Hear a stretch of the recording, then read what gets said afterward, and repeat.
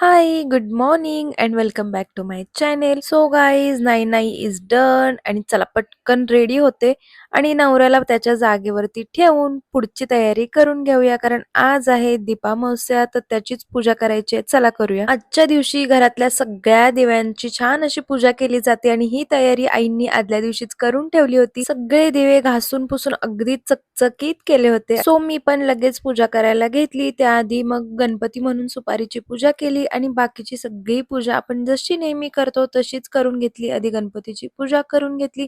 त्यानंतर सगळ्या दिव्यांना गंध, अक्षता, हळद, कुंकू सगळं वाहून घेतलं. तुम्हाला माहितीये का ही आपण दिव्यांची जी अमावस्या असते ती साजरी का करतो ते? थांबा सांगते. त्याआधी ही जी आघाड्याची पानं आहेत त्यांचा आज मान असतो, तर ती मी या दिव्यांना वाहून घेतली.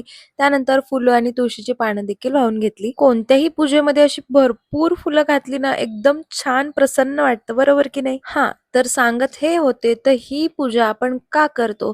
कारण आता श्रावण महिना चालू होणार आहे उद्यापासून आणि श्रावणात खूप सारे सणवार येतात. त्यावेळेला आपल्याला प्रत्येक गोष्टीसाठी, प्रत्येक पूजेसाठी या दिव्यांची गरज भासते, म्हणून ही तयारी. आणि शिवाय आपल्या धर्मामध्ये कोणतंही पूजा, कोणतंही काम करताना आपण सगळ्यात आधी दीप प्रज्वलन करतो. त्यामुळं सगळ्या सणांच्या आधी दिव्यांची पूजा.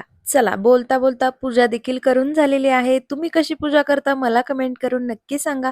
पूजा झाल्यानंतर कहाणी वाचून घेतली आणि मग आरती करून घेतली. तमसो मा ज्योतिर्गमय म्हणजेच हे परमेश्वरा मला अज्ञानाच्या अंधारातून ज्ञानाच्या प्रकाशाकडे घेऊन जा. ज्याप्रमाणे दिवा देखील आसपासचा अंधार दूर करतो, त्याचप्रमाणे आपल्या सगळ्यांच्या आयुष्यातील नकारात्मकतेचा अंधार दूर व्हावा, हीच प्रार्थना. आणि उद्यापासून सुरू होणाऱ्या श्रावण महिन्याच्या तुम्हाला सगळ्यांना माझ्याकडून खूप साऱ्या शुभेच्छा. तुमच्याकडे ही पूजा करतात का? आणि करतात तर कशी करतात हे मला कमेंट करून नक्की सांगा. आपण भेटू पुढच्या व्लॉग मध्ये. तोपर्यंत बाय.